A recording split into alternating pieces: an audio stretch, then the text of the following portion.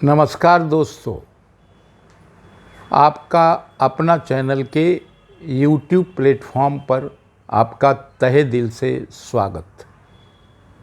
दोस्तों, हमारे दिल्ली के मुख्यमंत्री अरविंद केजरीवाल पिछले करीब एक हफ्ते से जनता के सामने नहीं आए। वो घर में दुबके हुए हैं, जबकि कर्नाटक विधानसभा का चुनाव प्रचार के लिहाज से अपने चरम पर है।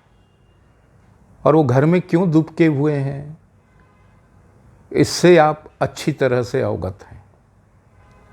जो शीशमहल कांड अभी टाइम्स नाउ नवभारत ने उजागर किया है, उसकी वजह से उनकी पूरी तरह से बोलती बंद है।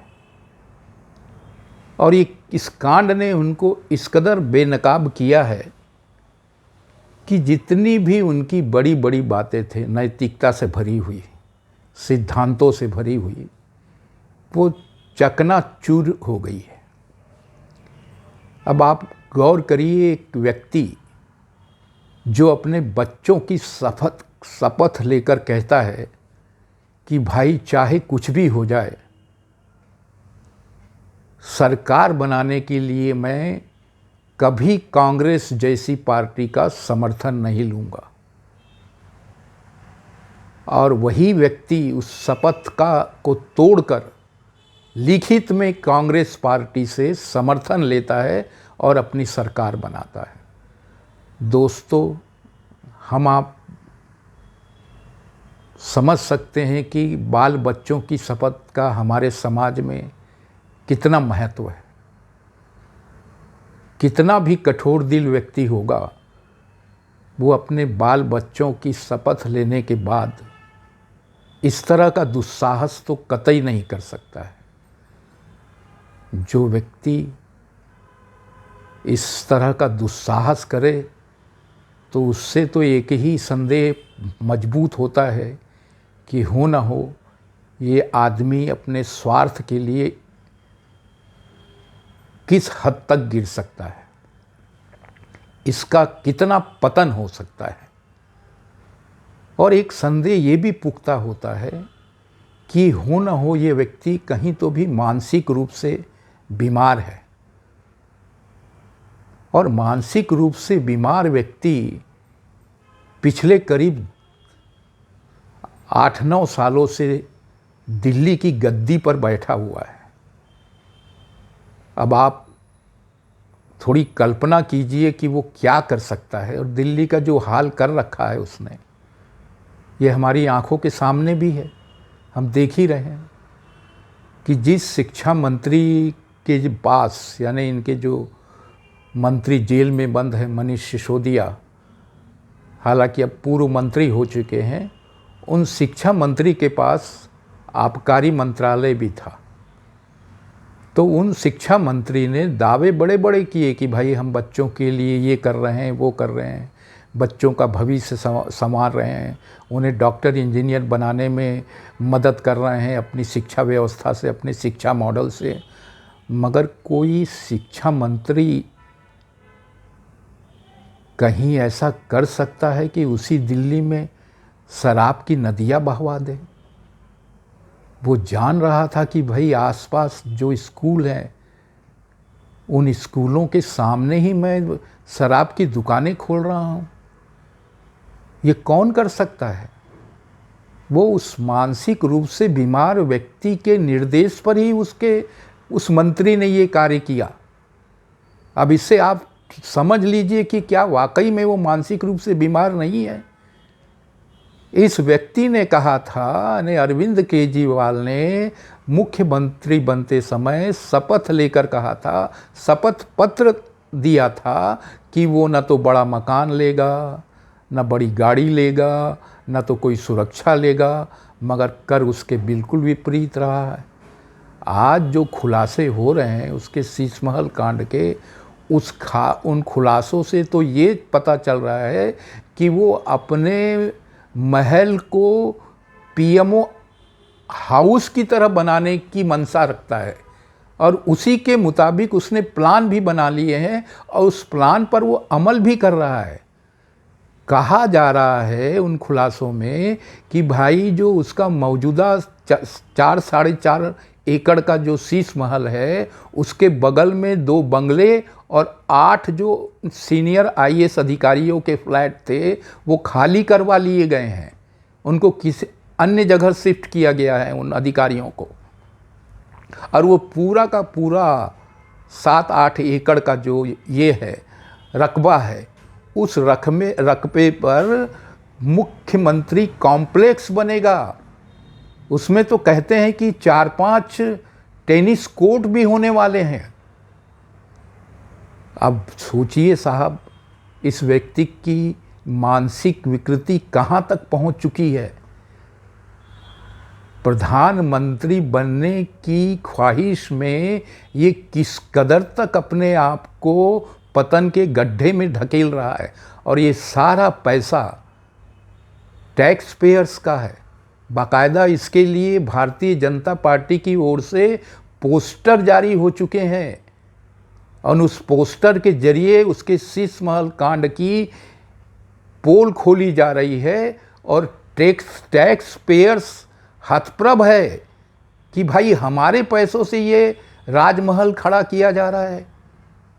ऐसे ही भारतीय जनता पार्टी के एक नेता है कपिल मिश्रा, उन्होंने भी पोस्टर जारी किए, पोस्टर लगवाए हैं दिल्ली की दीवारों पर। उस पोस्टर में दिल्ली की जनता से या दिल्ली आने वाले तमाम जनता से ये कहा जा रहा है कि भाई अब आपको आगरा का ताजमहल देखने जाने की कोई ज़रूरत नहीं है। आपको दिल्ली में ही शीश महल का नज़ारा ताजमहल के नज़ारे से कतई कहीं बेहतर दिखाई देगा। उसे देखिए, वहाँ जाइए। तो ऐसे ऐसे उनके ऊपर तंज कसे जा रहे हैं और इतने कटाक्ष किए जाने के बावजूद भी इस व्यक्ति ने अभी तक अपना मुंह नहीं खोला है। ये पिछले 4-5 दिनों से अपने घर में दुबका बैठा है साहब, जनता को मुंह तक नहीं दिखा रहा है। और एक राज्य का मुख्यमंत्री। और तो और साहब, सबसे चौंकाने वाला बात यह है कि इसने अपने बचाव में जिन लोगों को सामने किया वो लोग हैं जिनकी जनता से सीधी जवाबदेही कतई नहीं बनती है। ये राज्यसभा के सदस्य हैं। ये उसके बचाव में सबसे पहले कूदे। उनमें से एक का नाम है राघव चड्ढा और दूसरा है संजय सिंह। राघव चड्ढा और संजय सिंह दोनों ही राज्यसभा के सदस्य हैं और दोनों उसके बचाव में ही उतरे और उन्होंने अनर्गल तर्क दिए जो किसी के भी गले के नीचे नहीं उतरते हैं। कल जब जंतर मंतर पर पहलवानों का समर्थन करने के लिए उनके मंत्री आतिशी मार्लिना और क्या कहते हैं सौरव भारद्वाज पहुँचे और जैसे ही उन दोनों मंत्रियों को मीडिया कर्मियों ने देखा तो मीडिया कर्मियों ने उन्हें घेर लिया और वो इस शीश महल कांड पर उनकी प्रतिक्रिया लेना चाहते थे। मगर उन्होंने भी न प्रतिक्रिया देने से तो इनकार ही किया, उल्टे उन्होंने उनके माइक पकड़कर तोड़ने की कोशिश की, हाथापाई करने की कोशिश की। आप थोड़ा सा विचार कीजिए कि ये हरकतें उनको क्यों करनी पड़ रही है। इसकी वजह ये है कि इनको अपने विधानसभा क्षेत्र में जनता का सामना करना पड़ता है और आने वाले चुनाव में जब ये जनता के सामने जाएंगे और यदि उन्होंने अपने नेता का बचाव किया तो फिर जनता को क्या जवाब दे पाएंगे साहब। और दिल्ली की जनता में जो रोष व्याप्त है उसे देखते हुए आप समझ लीजिए कि कल शुक्रवार को ये लोग मोर्चा निकालने वाले थे, भारी प्रदर्शन करने वाले थे अपने नेता के बचाव के लिए। अरविंद केजरीवाल के बचाव में ये लोग एक मोर्चा निकालने वाले थे। इसकी घोषणा बाकायदा प्रेस कॉन्फ्रेंस से राघव चड्ढा ने की थी, मगर नहीं निकाल पाए साहब। क्यों नहीं निकाल पाए? आप बिल्कुल समझ सकते हैं कि जो जनता इनकी कारगुजारियों को समझ चुकी है, वो जनता भला इनके साथ कैसे खड़े हो सकती है? संभव ही नहीं।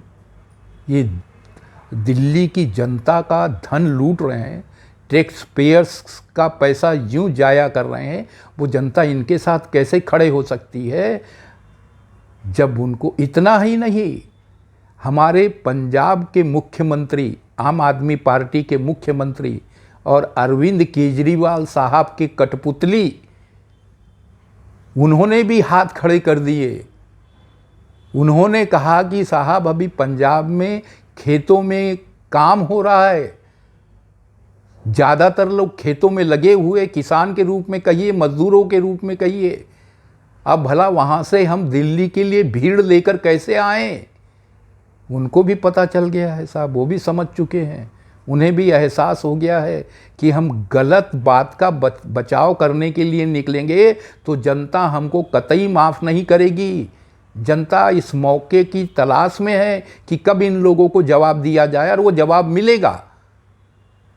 तो आप सोचिए साहब कि वो व्यक्ति, और ये आम आदमी पार्टी वन मैन शो है साहब, ये तो आप अच्छी तरह जानते हैं। आम आदमी पार्टी यानी अरविंद केजरीवाल, अरविंद केजरीवाल यानी आम आदमी पार्टी। जैसे देवकांत बरुआ ने कहा था, India is Indira, Indira is India, बस बिल्कुल उसी तर्ज पर हमारे अरविंद केजरीवाल अपनी पार्टी को चला रहे हैं। तो दोस्तों, अभी भी मौका है इस मानसिक रूप से बीमार व्यक्ति को, मानसिक रूप से दिवालिये व्यक्ति को मुंह तोड़ जवाब दिया जा सके। तो आज के अंक में इतना ही। धन्यवाद।